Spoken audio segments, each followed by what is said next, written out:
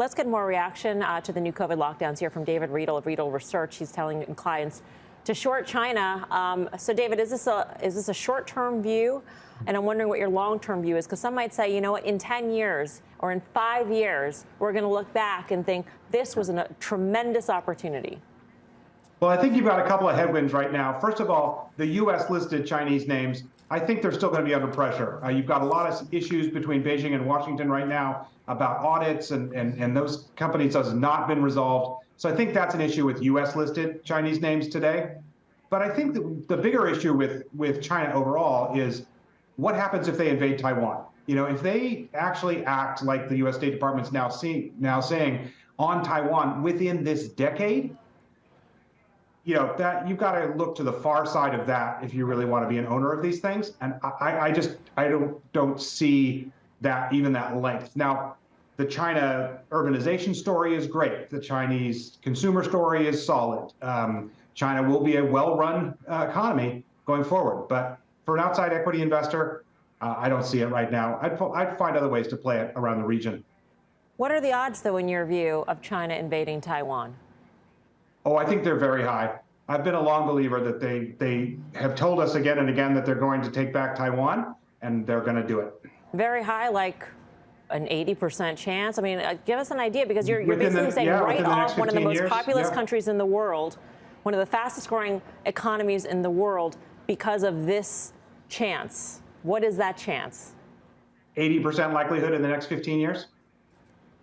80% in the next 15 years. Yeah, you can't really time that. I mean, I don't know. There'll be a big build up to it and a big fallout afterwards. David, it's Tim. We've been talking China together for a long time. So just define what's changed. Is it Xi Jinping's new cemented power? Is it the fact that a Texas teacher says, you know, forget China, we're going to cut our allocation in half, so big global institutions don't want to be there? What's changed your view?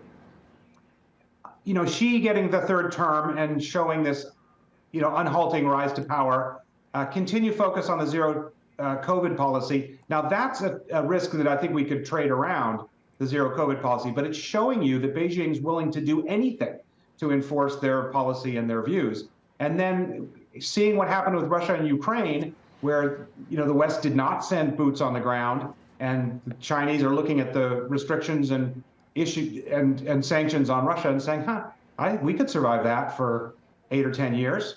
All right, we'll put that into our calculus. I just think it's a rough time right now for people thinking about investing in equity in China.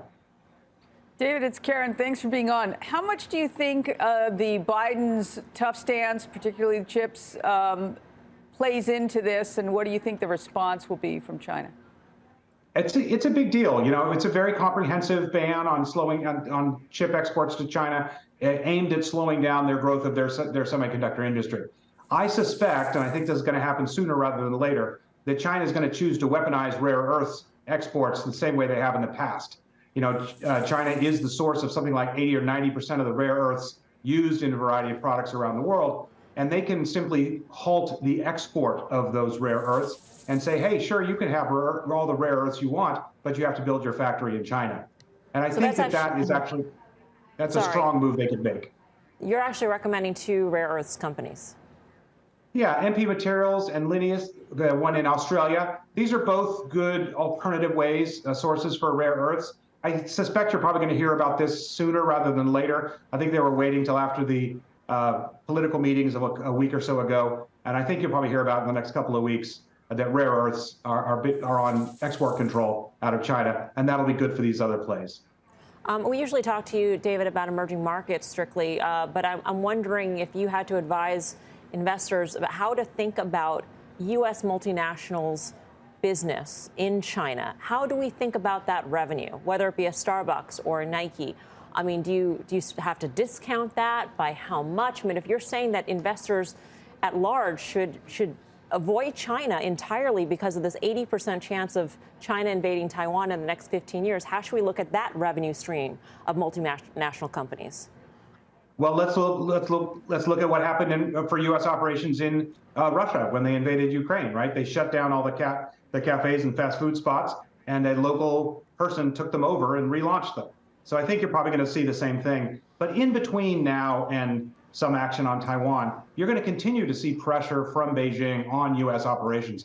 I wouldn't want to be Starbucks or Apple on the ground in China or Tesla on the ground in China. The same way in the past, I didn't want to be Jeep, which had their operations pretty much taken from them, and Walmart, who's always faced excess regulator scrutiny in favor of domestic competitors.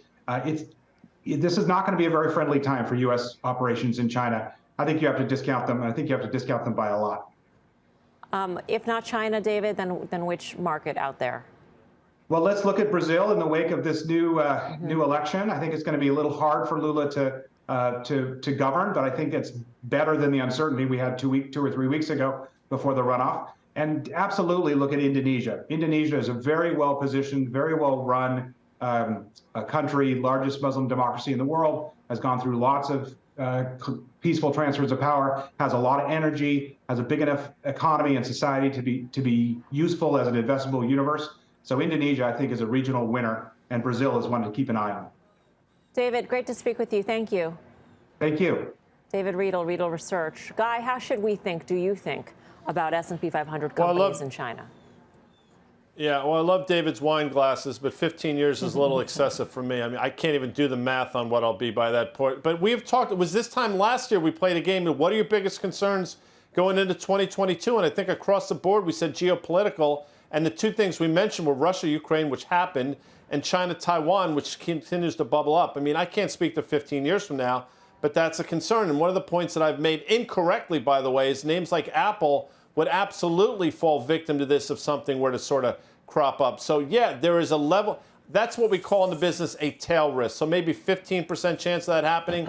But that 15% chance for a name like Apple, I don't want to use the word catastrophic, but it would create quite a downdraft in the stock. Agree. We're hearing it from everybody. I just think your McDonald's and even your Starbucks have priced a lot of China growth in. I think McDonald's is certainly more resilient there. And just quickly over to Brazil, there are Brazilian banks, for example, Banco Itaú, ticker ITUB, or BBD, Bradesco. These are world-class banks, and I do think that investing, there's a lot of capital that is chasing EM, and I think Brazil's economy does particularly well in this environment. India's doesn't because it's a major importer of energy. Yeah, and obviously Tesla, you know, when you think about in the last 2 years, their market share has dropped from 25% of battery electric vehicles to about 15% in the last quarter. And, you know, again, you know, that's a big manufacturing hub. It's very important for them, but also that demand there. And they have a lot of local, you know, makers of EVs that are doing much better. And just, you know, we saw that with Apple, too. You know, at one point, Apple had much higher market share, and a lot of the locals have really taken up. So I guess if you think about from a geopolitical standpoint, if you start having nationalistic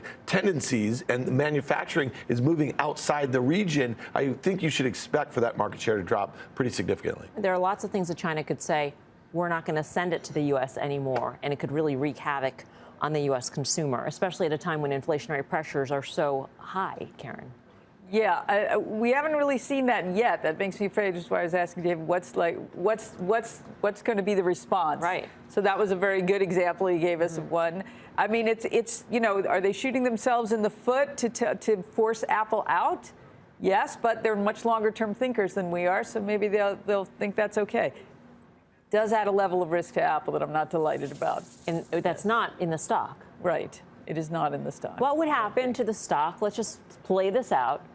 If China said there's going to be a duty on all iPhones sold in China, I mean, there's a variety of measures that they could say, oh, magically, we have a COVID lockdown at Foxconn, and iPhones cannot be manufactured. I mean, there's a number of measures that China could take with Apple. I think it would be a big deal. And again, we're going to talk later on in the show about smartphone sales and what's happening in China. And we haven't priced any of that in, as Guy said, in Apple's name. I just think if you look at the multinational effect right now of where China's priced in, it's still not a lot. Yeah, and just Foxconn is trying to move those plants. They're trying to do that for Apple and move them outside of China. So they'll still have an interest in it. But I think the Chinese government, if they don't have 1 million of their citizens making those phones, I think that's where some of those decisions come to play.